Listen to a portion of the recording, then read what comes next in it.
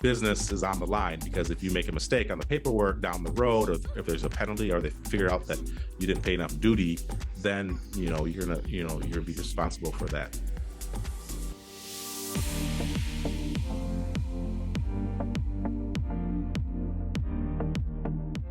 What is an importer of record, and when do you need to register with the US government to become an importer of record?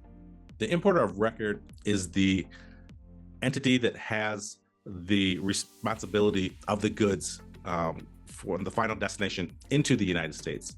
So they have what we call like the responsibility when it comes into and owning the product. So if Costco brings in a product, they're the IOR, or the importer of record for those goods. Now they could ship it somewhere else, or to another port, or to another destination, or to another end customer, but the final IOR would be Costco, because they are the ones that are engaging. They're the ones that are bringing in the product. They're the ones paying the duties and fees. So that would be the IOR, or the importer of record. And how easy is it to register myself as an importer of record? So it's just a matter of, like you said, just registering yourself, getting you on the list for customs. You'd have to create a 3-digit code identity, and then have your importer of record number. And then that's just a matter of going on to the CBP website. And then there's something called ACE, the Automated Commercial Environment. So that's where the importers go to register their 3-digit IOR number. Okay, and then do I also have to get bonded? Yeah, so shipments have to be bonded. So there are certain customs bonds when you're bringing in product, and then especially when you're going to a warehouse. So shipments need to be bonded. Sometimes that is the responsibility of the carrier, the freight forwarder, and then sometimes you'll have the situation where the private importer has to have a bonded process. But don't I, as let's say I'm the individual that's signed a contract with the manufacturer in Vietnam to make XYZ product, and I'm imported into the US. So I have to register as an importer of record, and then I have to buy a bond or get bonded. And I think I have to pay $500 to the US government to get the bond. There's something called surety. So it's like the insurance that provides the bonds. And then you can buy a continuous bond or one-off shipment for a bond. And then the fees are determined by that surety insurance company. And then so there's a fee for that. So yes, you would have to purchase that, or actually the customs broker would take care of that for you. Okay, so that's another service that the customs broker can offer, is registering me as an importer of record and making sure that I'm bonded. Yeah, so that's really what the customs broker is doing for you. He is taking care of all that paperwork and making sure the IOR is stated correctly, you're registered officially, and then he has the continuous bond on a shipment that comes into the United States. So yeah, that's what the customs broker does. And so it's less headache for you to figure it all out. So let's say I'm importing 3,000 t-shirts. Approximately how much would be the bond? And if I put money down, give money to the US government to be bonded, after the shipment's complete and I pay my duties and everything's cool, do I get the money back? So when you get a bonded shipment, so you buy a surety, it's like insurance. So you don't get it back, so to speak, but you purchase it and it's good for a certain period. So a continuous bond for 1 year might be $250. The surety will really determine, depending on the value of the goods, will determine how much bond you'll need, and then you pay a fee on that. How easy is it to just go online to the CBP website and, put in the information like, I'm importing 5,000 shoes that are made of leather. How much is the surety? Or is this something you have to hire a customs broker to do?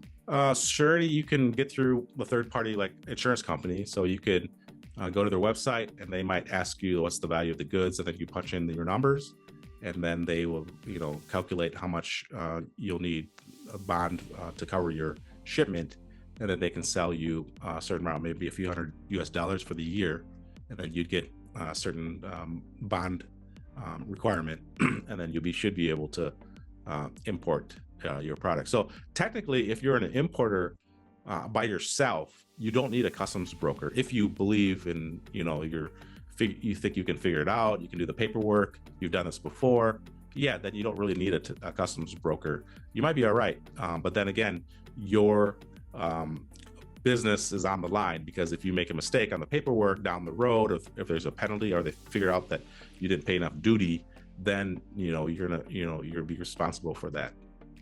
On care labels for clothing, I believe you have to have either the name of the manufacturer or the RN number, and it also has to say made in Vietnam. Yes. So you're getting into what we call marking. So there are certain products, certain categories, but the rule of thumb is any product that's made outside the United States has to have made in China, Vietnam, or India, whatever the country of origin is. So that has to be clearly stated, whether it's on the product itself or on the container, the box of the product. So for shoes, you might see made in China. There's a label, there's a tag, and then on the carton itself, there's a made in China oftentimes too. So a lot of times there's rules regarding certain products, and CBP can be pretty particular with certain products. Like scissors has to be engraved, made in Germany, made in Thailand. So there's a long list. You'd have to look that up. But generally speaking, you have to have the country of origin. And then where it gets tricky is textiles. That's trickier because a lot of product is assembled in Vietnam or assembled in Caribbean countries, and then it's imported.